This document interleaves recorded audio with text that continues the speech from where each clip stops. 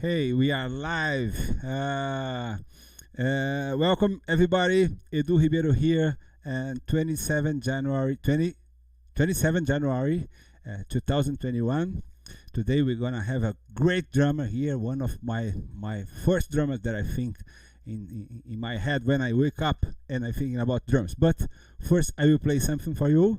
And thank you for being here. And see you in a minute.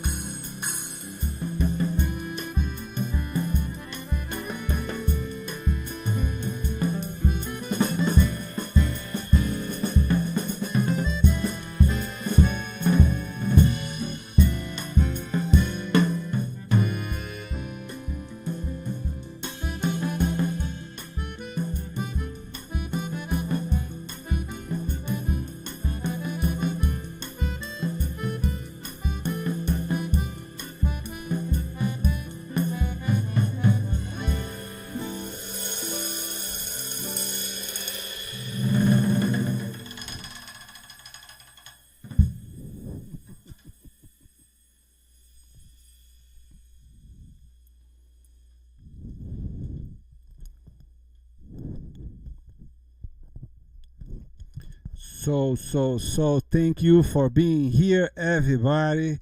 I just played Alfredo, a composition that I recorded at my last album, Folia de Três, with Toninho Ferragutti, that also is the composer, and it playing the accordion, and Fabio Perot playing the mandolin, but is one pitch, a different pitch from mandolin, a kind of mandolin, that one octave low from the real mandolin. So, for today, as I said, we're gonna have one of the biggest influence for me in the drums, but not just in the drums, but in the music, with the personality and with the sense of creativity. He's so creative. For me, is something I never saw he playing the same thing. He's always creating something, and that's for me something that I'm looking for that in the music, and I think a lot of people in the world is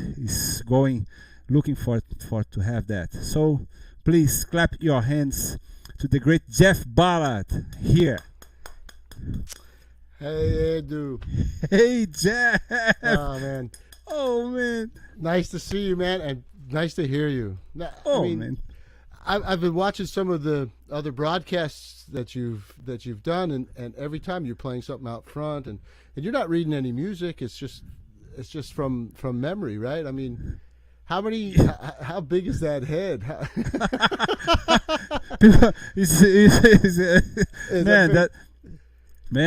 Thank you for that. That is, I always play something musical that I really know. That I record my albums. Yeah. When I always ask to the sound engineer to take off the drum set because I can use it in that. What a great idea! That's a great idea.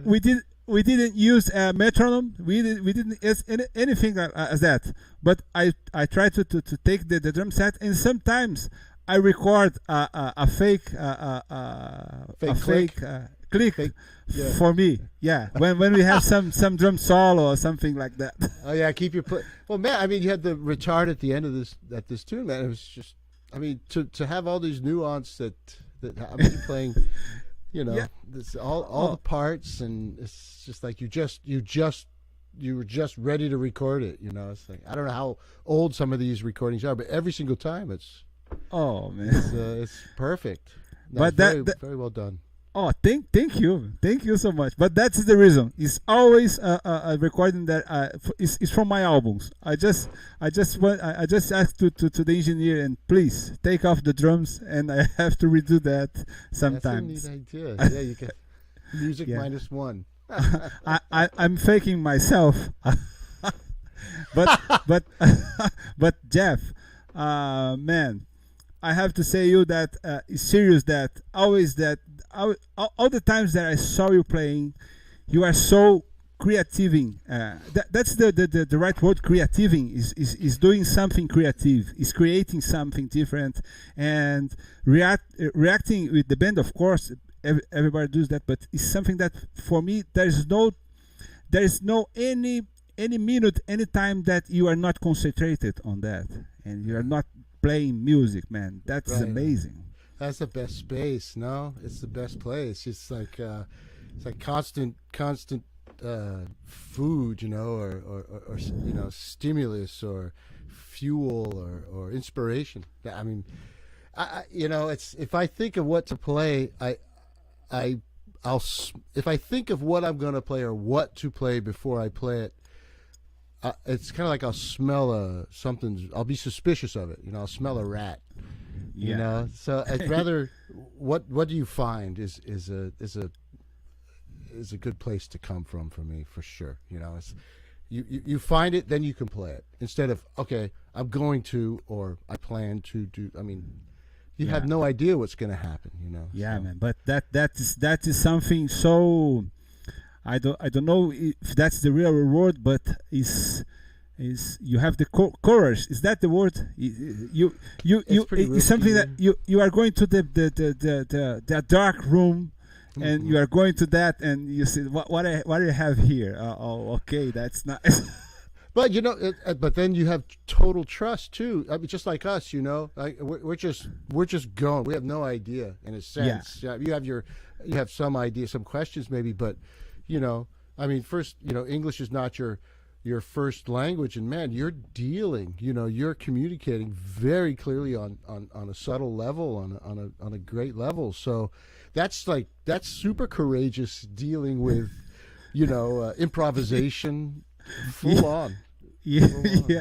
Oh, thank you. It's so a it's kind super of fun. You get what do you get? You get all these kind of great surprises and rewards and revelations. And so. Yeah, and of course we can do a lot of mistakes, but we can transform the mistakes in a good thing. I think in music sometimes it's the same. You are playing something and you think it's not this idea, but I will keep with this idea. I will bring that for my music. Absolutely, it's there, so you gotta use it, or just let it sit there and that was that, and don't dwell on that. Yeah. And then, do you know, I forgot something. We have to say thank you for Rachel, and I have to say, people, that this program is sponsored by Open Studio Jazz. Yeah. Okay, great. What a great thing this is. Yeah, man. That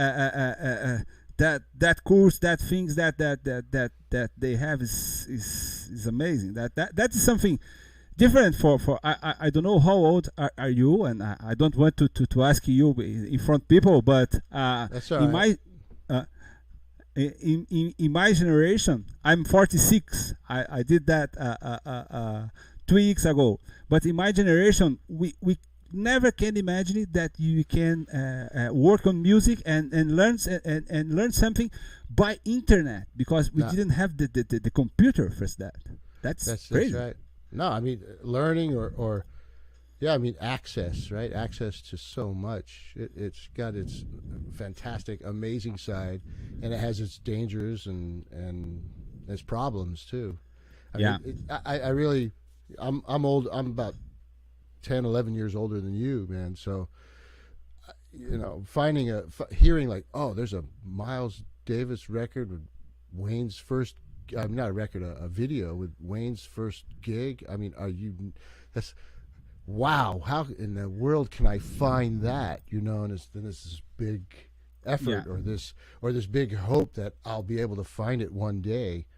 I mean, it's completely different. I mean, I know this has been talked about, but it really has an effect on maybe the way you absorb the information. Yeah. Like how when you find it, how much it takes to get to find it, and and because it's everything is a little bit. We have more access to a lot of things. Yeah. I remember that when we brought a vinyl, and was expensive, and I have just this vinyl, and I put that, and I listened and one more time, exactly, again, and tomorrow again, exactly. Instead of one tune from the record, that's okay, and then okay, let me find. The other 3 records that they've just done in the last 5 years or so. So we have a very good question here in the air. For you, how was the first vinyl? The first vinyl that you put some music and you put again and you put again and you listen too much. You can say one for us? Yeah. My dad was a fan of jazz, so he had a pretty cool collection. He had Count Basie and Oscar Peterson, and he had this. I found Jobim and João Gilberto and man, I mean, it was great. So, but he had one record that had this drum thing to it, which was Dave Brubeck, Time Further Out, and there's a song on there called Far More Drums, and so it's basically a head and then a drum solo and then the head out, and it's all in 5/4, And that was kind of a moment when I heard. I mean, the whole solo was the snare was off, and he's doing his ridiculous things while the hat's playing doom chick doom chick chick doom chick Wow. doom chick, and he's doing things like grabbing the cymbal, crashing it, and choking it up, and bending the sound, kind of things like. So that really stuck with me. Yeah. But the most, kind of the most attractive thing to me at the time was like Basie. Playing with Sonny Payne. I couldn't get enough of that. It was so swinging and it was fun. It was super fun. So, and then there was another record. He'd wake me up early on Saturday mornings with like the Terry Gibbs big band or Count Basie big band just cranked up. He's like, ah ha ha, but inside I'm loving it too because it's just that thing is just great, the collective 25 guys up there in that same vehicle, swinging. Yeah. I was seeing something that a friend of mine put that we are not supposed to talk about that, but that evolution that the music came is something very, very, very magical. A bass player, a friend of mine, put on a picture with Duke Ellington recording the session, but the bass player goes to the front of the band to record to Exactly. one microphone recording Exactly. to capture more the bass player. That's amazing, man. That's John Bonham did that, right? I've heard how they're playing and he had one mic in front of him. Yeah. Maybe there was another behind him. There's a mic in front of him, and he came into the studio, into the control room, and he listened to it, and he came back out and he adjusted how he was playing to get a better mix of the drums. For the with that one mic. So you talk about. I mean, I was watching an interview you did with Alex Acuna. It's so fantastic, and Alex is just the greatest. Knows so much and has been through so much great music. He's such a student of it and a humble, fantastic musician. So he's talking about blending the sound, how how guys should learn how to blend sound, and it's just Bonham did the same thing. It's just you're hearing all the parts as a whole. You're hearing everything as a whole, as well as knowing the individual aspects of it. It's just, you're able to hear everything at the same time. Yeah, I read something. I can't remember when was that, but it was a long time ago. A kind of interview that you did, and they are talking about the dynamics with trio. I think was the question was about the Brad Mehldau trio, and you told that you thinking about the space that you have in the music in the room, right, the space the that you drums, how like volume. Exactly. I mean, that's how you can measure liquid or the space in a room, the volume of the room, the size of the room. And so how much volume do you take up instead of, so to me, I kind of, I saw it as how much space am I occupying? And then also like what kind of space is being occupied? Like, is it the low, the grave tones, the grave tone, the low tones, or is it the high register, the high frequencies? And so it's not just louder or bigger either. It's not just loud and big. That's a dynamic, or it's soft. It's also dense or more airy, more spacious. Yeah. So then you can adjust the size of your sound or your volume to fit the occasion, So then everything can be heard, right? And you still, to me, the benefit is if I'm trying to play softly like a mezzo piano, in one room that's going to be perfect. In another room it's not going to be perfect, right?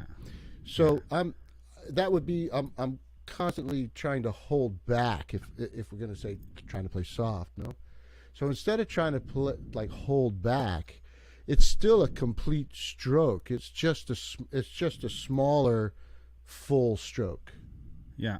Instead of a a stroke that you're holding on to, pulling like you know what I mean? Yeah, of course. Yeah, of course you do. Yeah.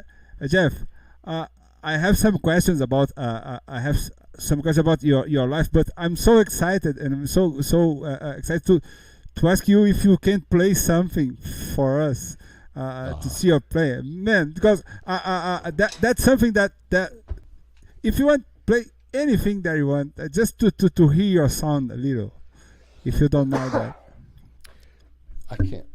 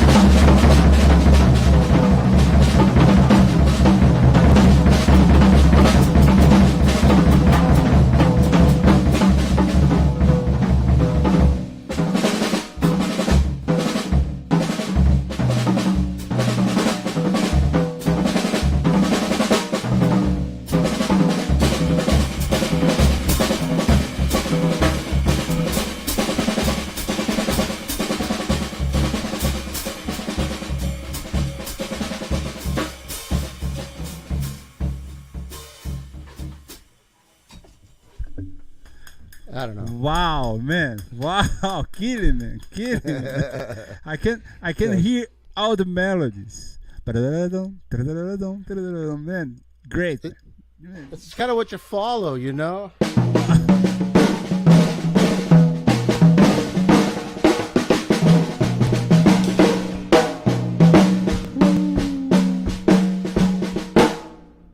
Right? I'm really thinking so just like automatically phrase. This is one thing I've kind of noticed that teaching, you know, it's younger players. It's kind of like just this open field, and it's like, what are you? Where are you going in a way, you know? Yeah. And to me, phrase it's just a natural kind of thing, like it's breathing, you know. So that kind of keeps it on track in a way. And normally melodies come out of it. So, man, so interesting to hear that. For the audition, that is delicious to hear the phrase.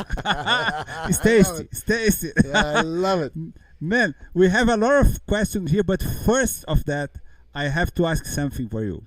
I love that improvisation about talking, because I did a kind of research and put a lot of marks, but we start to talk, and the talking goes to different. Is a kind of music, but I was listening your new music, and this album with Lionel Luke, the Fairgrounds, or Luna Fairground. Park. It's called Luna Park. Yeah? Luna Park. Incredible, man. Incredible. Right on. Thank you, brother. The personal is you, Lionel, and Kevin. So, yeah, Fairgrounds is. I ask really great players to play, so I can't always have the same band.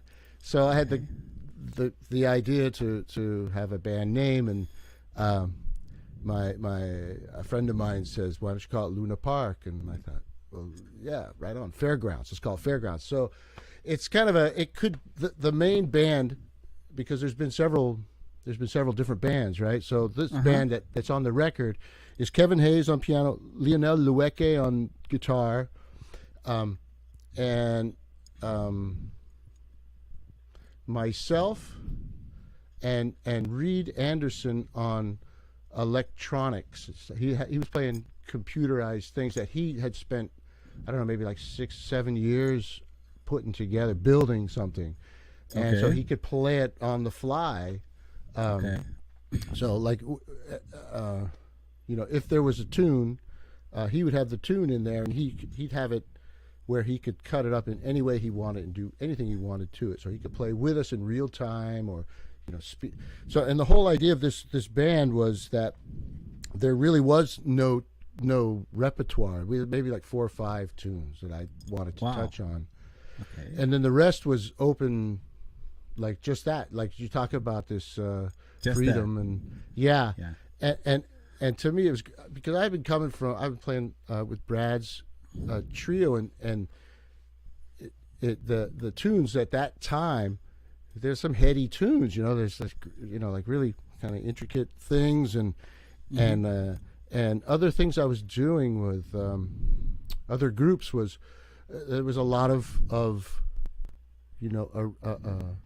I guess tune to it, and a big love for me has always been open playing, play what comes. So this tour was that. It was I put all these guys together and say, okay, we're not going to have any no set list, no idea what's going to happen. The only restriction, the only thing I ask is that you have you have the feeling that you have complete freedom to do whatever you want, whenever you want. So somebody could come in with like a rude, raunchy blues or something if we're in the middle of, if they really felt it, Yeah.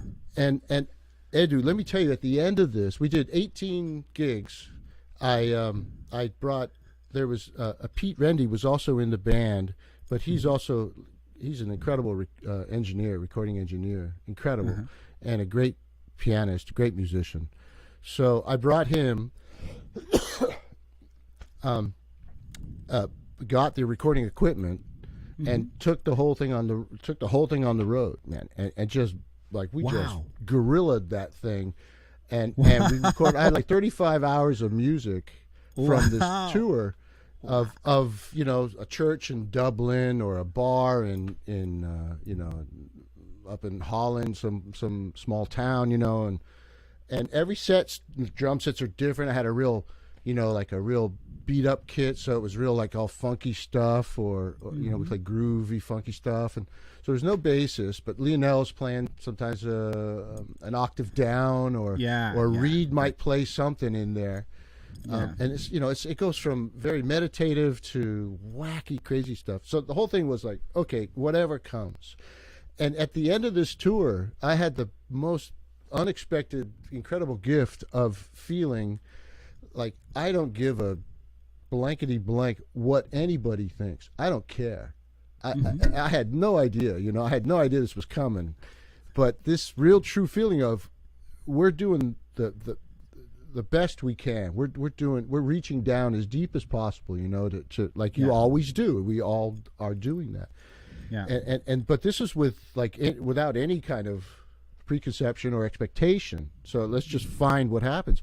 And this sense was incredible, man. I mean, I've tried to nurture it for ever since it came, because it was a real healthy sense of, you loved it. That's great, man. I'm glad, but inside, it's like, I don't care, in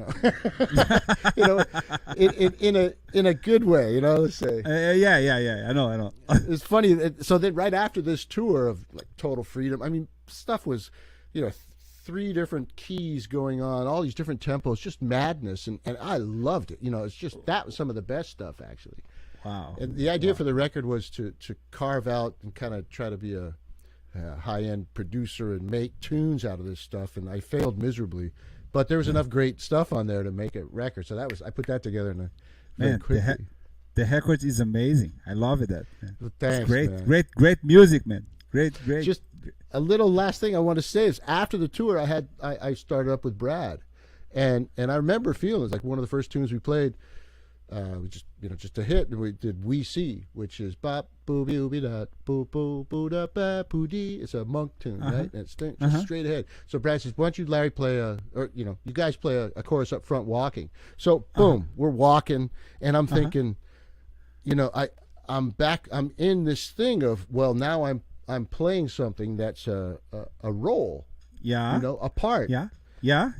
And then to my rescue came this feeling of, I don't care.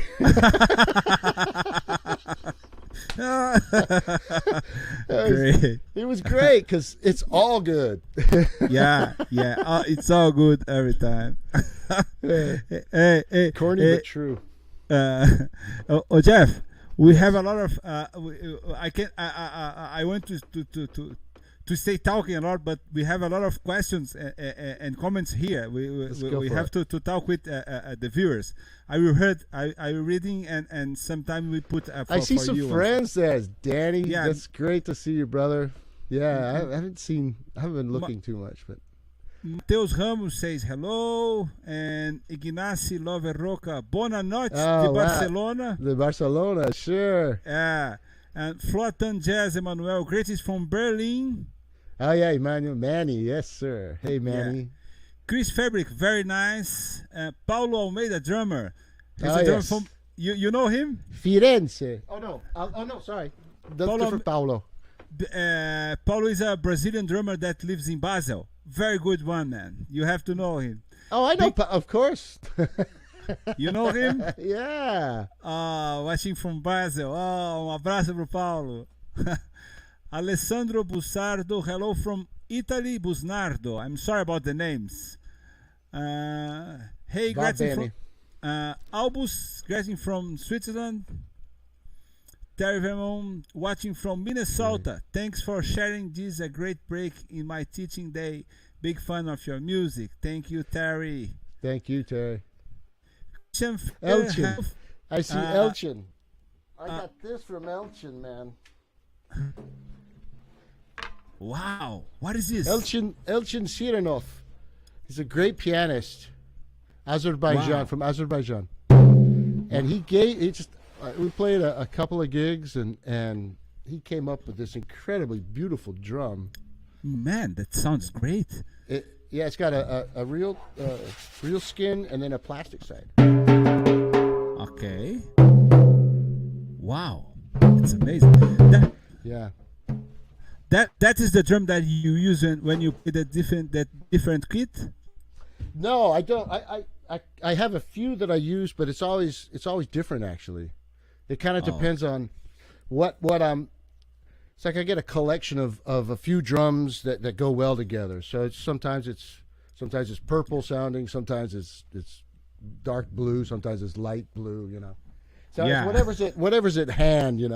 But when I made this record with this trio record with Lionel and Miguel Zenon, man, I was listening that.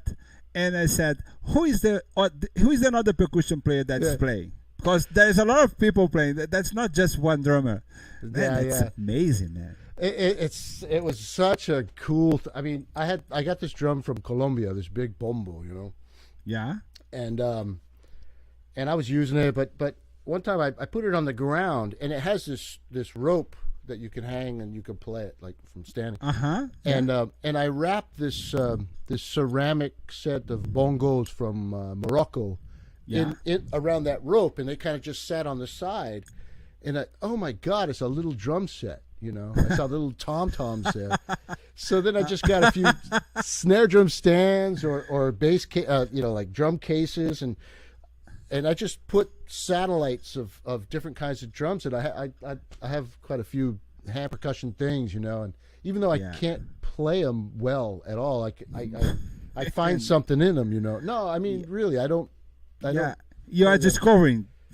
I discover music inside that's and I can. It's the real gypsy, I guess, kind of thing. But man, so in the end, I've got like a group of drums from India, drums from Pakistan, a wooden block I got from Seattle, or whatever. And so you do this. Yeah. And it sounds great. You do this and that's okay. It sounds great. Very good. Oh, I found that if you keep kind of the like, I don't know. I mean, I'm mesmerized with 2 against 3, basically. Any kind of form of that stuff, and I think you could build mountains on top of that. That's like the foundation for my drumming, basically. Wow, great. Yeah. And just one more minute. I read some questions, but I will ask you to show this kit. Christian Finger says hello from New York. Thank you, Edu, for getting the master on. 2 of my favorites. Yeah, Make D, 2 of my favorites right here. Make D. I remember ranting after his videos in 90s when I was growing up. We got it now. Yes. Hello from Valladolid, Ivan Rodrigues. Hello, Ivan. I see. Span. Play the room. Terry Vermillion. Great concept. Play to the room and the music. It's the size. It's the size. Yeah. It's not like 8 or I'm gonna go the volume of 9. It's not a number. It's not a level like that. It's a size. Yeah, great. It really helps a lot, man. When I was with Chick, there was no monitors. I had a monitor for just having some piano, just the same that I could hear on the stage, and I'd have a little bit. That's how I do that with whatever now. But that's kind of coming out of that, No one had, so I wanted to hear everything, so you have to play, so you could hear. That's that. But you have a monitor, and no one more has a monitor. No, man. The only one in the monitor would be the pianist, because I can't hear that as well. Yeah, and I don't know about you, but sometimes when I'm playing the trio. And I love that. Play without monitor, because you have to mix it for playing without sound. And sometimes I want to play very close to the piano and the bass. Everybody close. I remember I remember when you came here in São Paulo with Brad and Larry, and you played. You guys played without a sound. You played acoustic in the huge theater. But you played acoustic. That was amazing. When the ears come, they come to maybe at first you're, it's not impacting in the same way, but after a while, you acclimate. Everything kind of balances out, and the sound will travel. It goes in. It's just maybe not smashed in your face or something. Yeah. So we have a question from Chris Sensat. Is this a basket shirt? Also, how do you practice creativity? I don't practice creativity, but I can say for the longest time I'm working on basic stuff, like how to pick up my arm and let it fall down. I mean, really, really, really basic stuff. Like,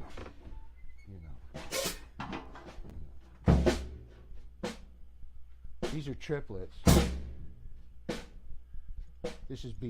That's beat 3. Right, so I'm practicing that stuff. I'm practicing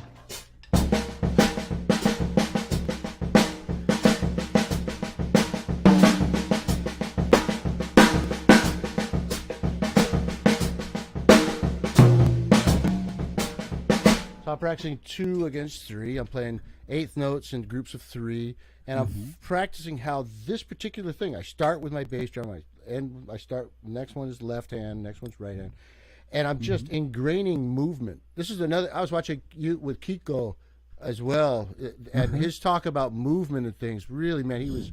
Yeah. Like, yes. Yeah. I mean, movement. This is a huge part of what we're doing, right? So, for me, that's fundamental stuff.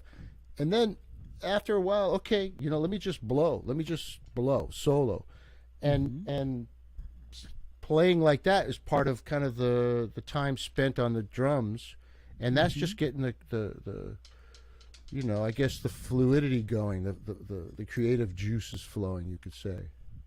Yeah. But I mean, you find it everywhere, man. I mean, you can find it everywhere. It's again, Kiko was saying, like in poetry and in dance or in movies or yeah, and something that is great when you do the very basic stuff. When you play, that is music. Yes, well, there's your phrase, man. That's just what I'm talking about. You don't just start, look, I mean, if you decide to not have a frame, okay, that's another kind of way of playing. So it's like an open form, and okay, there's that. But having a frame is kind of a very important thing for me, or for music to speak really well, to have a tension and release, have a story, it has to have a sense of a frame, a sense of a phrase. So it's it's going somewhere, it's relating to something, and it says it or it doesn't, and because it's going to go on, But if it's just like, I got this idea, that's not quite free creative spirit unless you've said it that way, Yeah. Great. And you have David, Forget, Killing Jeff as always. Beshet Slonky, interesting switching between matched and traditional grip. That's amazing. Yeah, that's always sounding good. I saw a great thing with Tony Williams at a great clinic, and he's saying, he holds it traditional and he holds it matched grip, and both give him a different stimulus. So I happen to play triplets in a certain way when I hold traditional, and another way when I played match. Wow.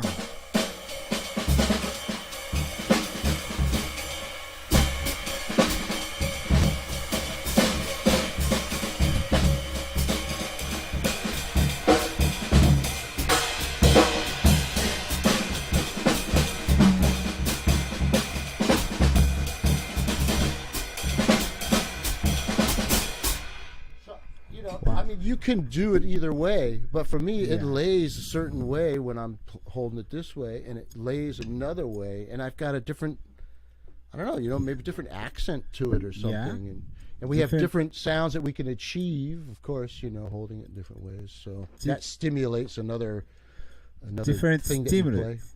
That you play. Great. I never heard that. Yeah, thank you, Tony. Thank you. And Santiago de Mendoza says, great, Jeff. Terry Vermilion says, Jeff, do you have any live broadcast shows coming up we can attend? No, I don't. I mean, I'm just kind of, I was forced into doing this kind of education or talk or things like that online because of what's been going on. Yeah.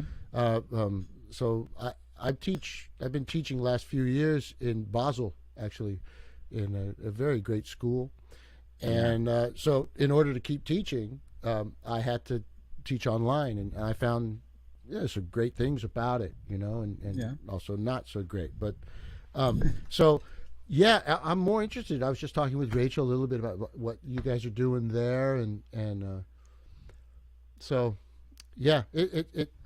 I am now starting to, I'm talking with some people that are getting in touch and say, if you want to, if we want to do something for a period of time, that might be something that get into. But up until now, man, if I'm coming through town and I can make it, let's get together. You know, come before the sound check and we can have a lesson or something. But now it's changing up a little bit, and I'm trying to. Now I mean, I told you after seeing Peter Erskine's interview, I mean, he set the bar for this kind of stuff, man. He never has to leave his house, you know. Yeah. And now, man, did you see that I think it's Jam Kazam that they are doing that. You can play live without delay. Right, exactly. It's got some sort of an ether metronome that calculates the difference. Yeah, we have to do the I think that the internet from NASA, something very so powerful, but man, that's amazing. I saw a friend of mine, Hamilton Jolanda, the man. Oh man, I played with him. You played with him? Yeah. He was doing a rehearsal from Rio de Janeiro and São Paulo. Man, that's amazing. That's amazing. I can kind of see it for, you know, like rehearsals. I don't like the idea, you know, to put together a concert and do it all like this. No. It's I haven't seen any streaming gigs, or I'm sorry to say, you know, it's just the physical thing for me is it's just kind of, you know. It's an experience. It's a physical experience. It's a physical experience. We're moving air, you know. Yeah, I remember. I said you. We never met before. But I saw you playing in two different festivals, two different situations that we are in the same festival. The first one was in Skopje. You are playing with Brad Meldau, Skopje in Macedonia, and I was playing with Chico Pinheiro, but at different days. And someday in France, in Paris, I was playing Sunset, the jazz club, and you are playing at the top part of the club, and in the break, I get up the stars, and I remember that was a physical experience, listening you playing in a very small room. Man, that's what I say so much, and it's a broken record in a way, but damn it, it's true. You know, I mean, you know, it's not. It's the physical fact of this stuff. You know, I mean, I don't think it's really. I mean, listening to all these records, you hear all the information. You know, I've got a nice system. You can hear, you know, how thick the bristles of the brush is on this. You can hear it. Yeah. And it's like high definition or super analog, great. But you know, this physical element, is not in a lot of all players, man. And I think to have this awareness is essential. You know, it's a huge fact in making music. Yeah. Just it's not just sound and it's or a vibration and it stops there. No, it's vibration that travels, that goes inside, and or the air is being moved around. You know, you're getting hit in the gut or right between the, you know. Yeah. It's that fact. If we play with that sort of realization, you're really talking some serious stuff, you know. Yeah, that's. yeah. So we have Mateus Ramos, Mateuzinho from Belo Horizonte. Hello, Edu and Jeff. Thanks for this great live, and I would like to ask Jeff what it was work with Joshua Redman on the Monumental record. I love his drums on that. Greetings from Brazil. Oh man, thank you. Wow, that was a great couple, 2 or 3 years for me. That was fabulous. I went with Josh after playing with Chick, and man, I mean, Brian kind of laid down the territory, and I'm a huge Brian Blade fan, so you know, that was a great seat for me to jump into, right? And you know, I'm getting my footwork all together, get my right foot together, because I figure I'm gonna, you know, I gotta play some much more active down there with more weight, you know. And what I loved so much, you know, was at one point Josh said, and this is something that really says something about him. He's saying, we're walking on the street somewhere, and he said, "Look, man, I didn't ask anybody else to play this gig. I asked you to play this gig. So don't feel like you have to do anything, like somebody else." Wow. And that was just, I didn't feel like I had to tell you the truth. It was just so damn good. I wanted to, But that also was saying, think of something else, man. Think of something else. Yeah. And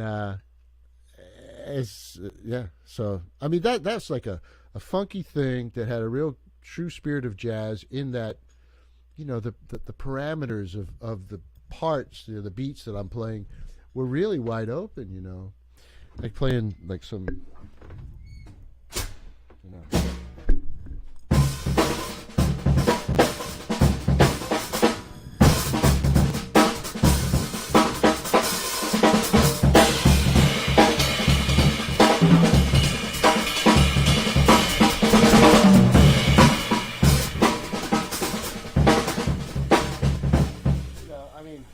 it's just like playing fast swing,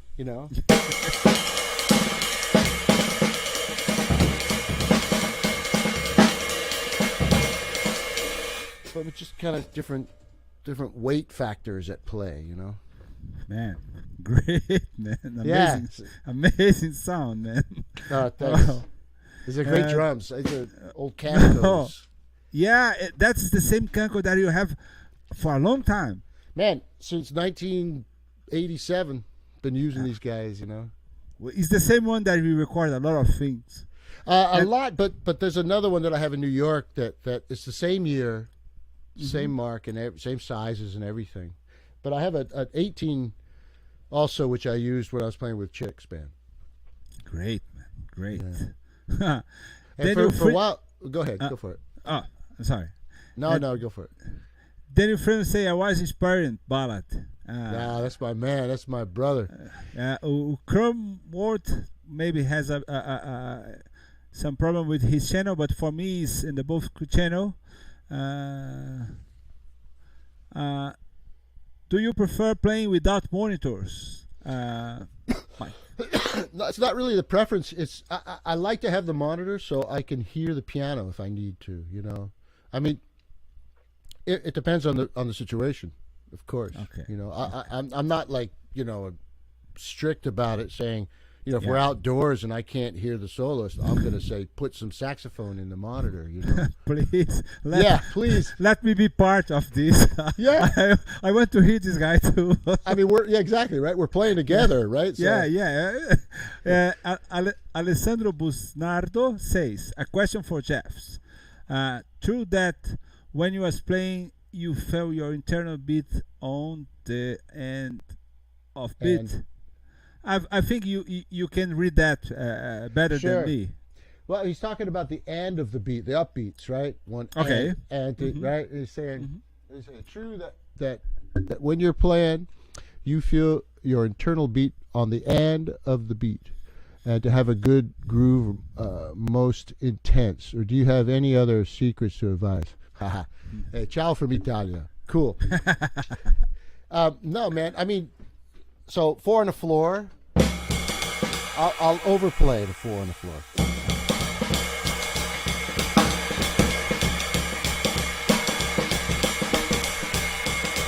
Right, but I like this.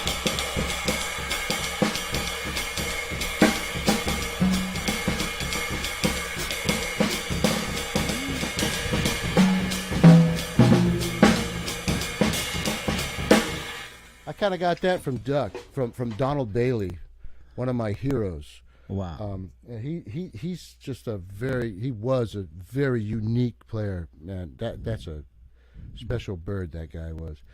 And he kind of was doing some of that. So it's kind of got a iga thing to it. So maybe a little Napolitano, I don't know, But I don't do that to make the groove more intense or something.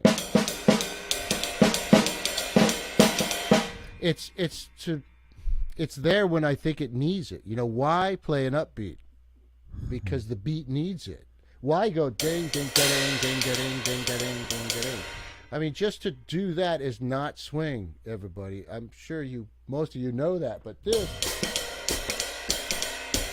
is not automatically swing. You know, it's what you're doing is swing or not, right? So my point is,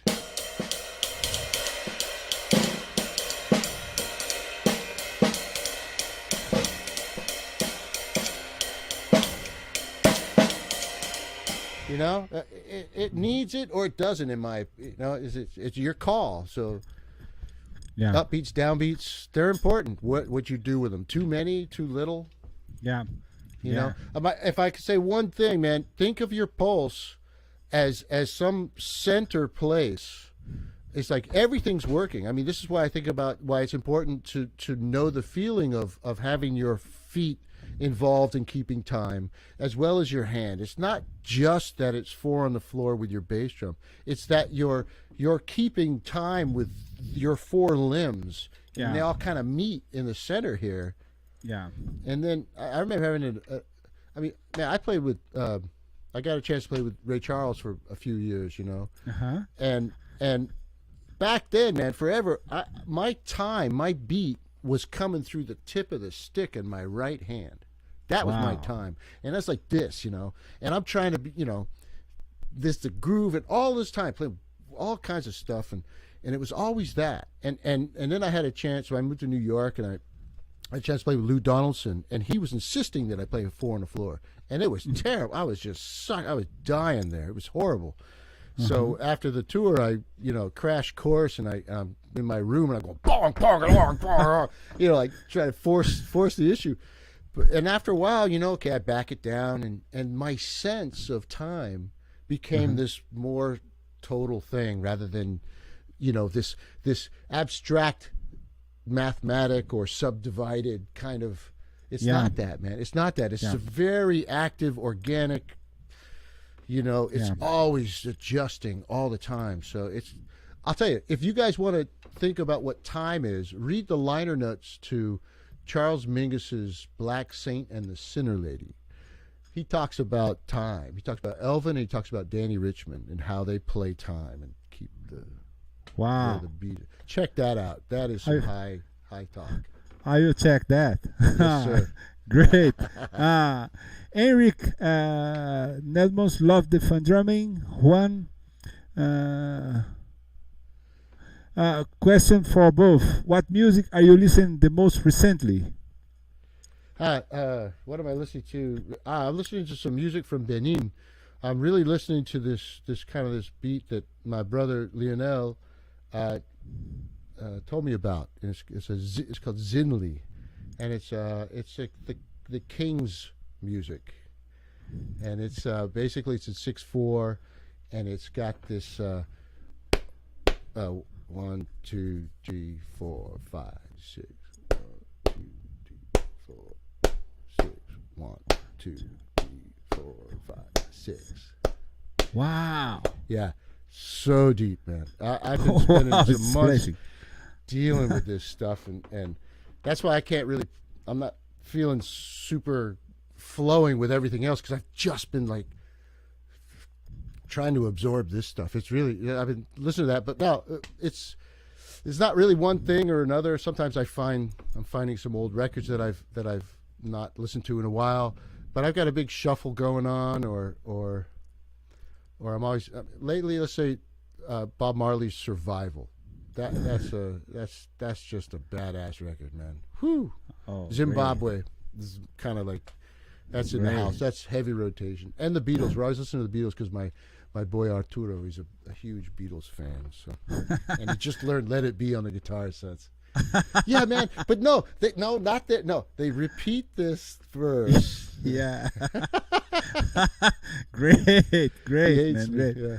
Great, man. And just to answer Juan, I'm listening for this week Jeff Ballard. That trio, Miguel Zenon, you and Lionel, man, that's amazing. And I want to ask a minute, you guys. I know we are going to the end of our time, but Jeff, could you show us that different drum that you have at your home, that drum that you play that on this trio, no? Yeah. The kit's is just a big collection of stuff, and so every surface was like a real skin. Even the snare, I had a calf skin on it too. So, so I had my cymbals and I had the snare, and some wood and then all these drums. So check it out.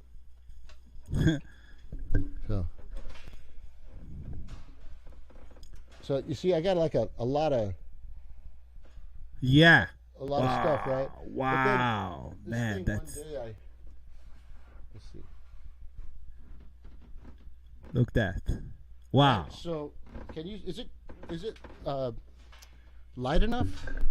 Yeah, we can see that. So normally, like I could have the snare here. Yeah. Right. And then I'd have a cymbal, or I'd even have the hi-hats. But just these days, just having it around for fun. So often I'll use these sticks. It's just like little pieces of bamboo. Okay. That are for your garden, and so I just cut them off. Yeah.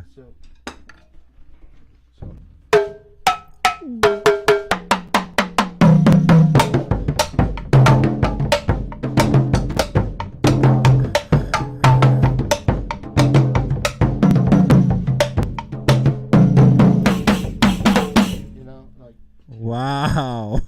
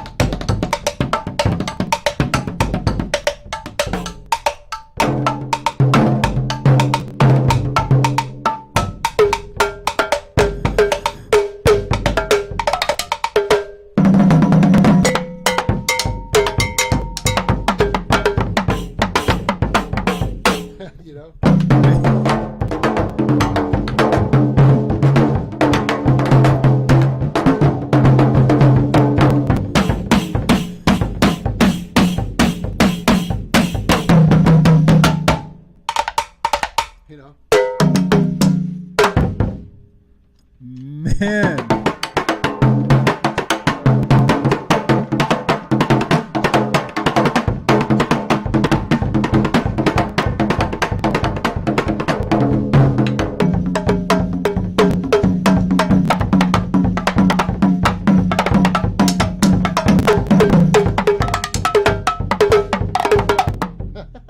Wow.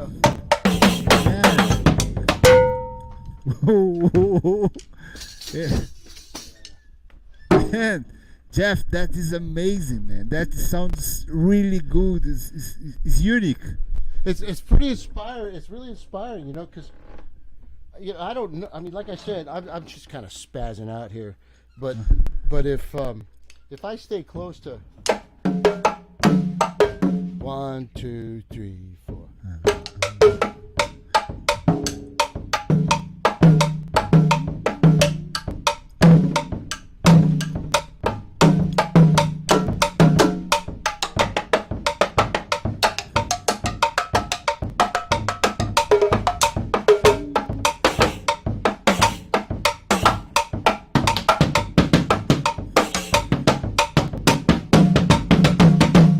I stay with my 2s and my 3s, and a little stuff is just kind of making sense in a way.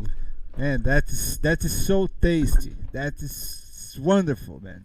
So wonderful, man. Oh, hey Jeff, we have more questions here, but we haven't time to answer everyone. I want to say I'm sorry for the guys from here. I'm just reading the names. Juan, Paulo Almeida. Paulo Almeida talk about your gravity and your. That's a long talk. Yeah.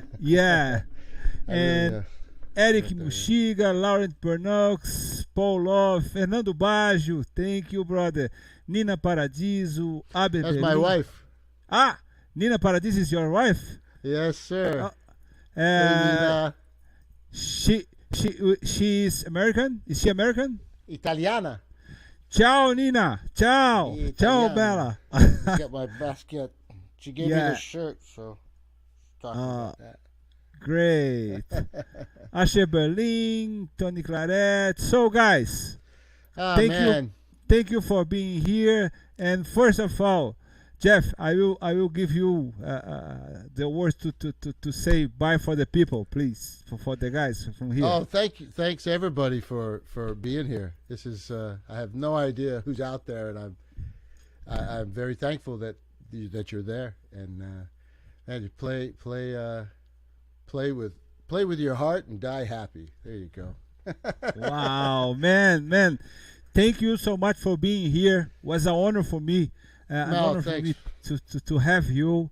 You are one of my heroes in music. Oh man, thanks, man. I'm so glad that you're doing this, man. You're a fantastic, beautiful soldier of this stuff, man, and it's just great. I have to thank you, man. It's chapeau, really, really, really. It's great. Everybody should go look at all of these interviews that he's done, man. They're fantastic. I find I mean, I had all these notes. I mean, I wish we had more time, man. Jeff Hamilton's. I was laughing so much, and great things he was talking about with Philly Joe, what he did with Wilcoxon, and man, it's just so great. It's so Joe LaBarbera had some great stuff about where to hit with the brush, and man, and Alex was just man, he's just a hero. Man. So thank you so much, and anybody wants to just reach out and ask a question, I'm around, and I'll try to answer it when I can. So okay, man, and thank you, Rachel. Thank you. And this program was sponsored by Open Studio, and that is a platform with online course. And I want to say thank you for everybody that's been here today, that came here today to talk with us. And now we are doing that bi-weekly. We are not going to have the next one, but in February 10, we're going to have the George Rossi here. Oh, all right. Yeah. Great. Okay. So, great guys. Ciao, Jeff. Thanks to everybody. Thank you. And thank everybody. I'd love to talk some more, man. Let's get in touch. Yeah, please. Hang out and talk. Please. All you right, make me my day, my week. Me too, man. Let's deal, because I have some questions for you, my friend. Oh man. I don't know if any of you guys know this, but this guy has got these 2-minute instructional things that lift the lid off of any questions that you have about playing some bayon, maracatu, all this. Man, come on, it's so great, so clear, so on the money. Right on. Man, you're beautiful, man. Thanks. Thank you so much. Hey guys, tchau para todos vocês. Tchau, Rachel. Tchau, bye, Rachel. Bye. Bye.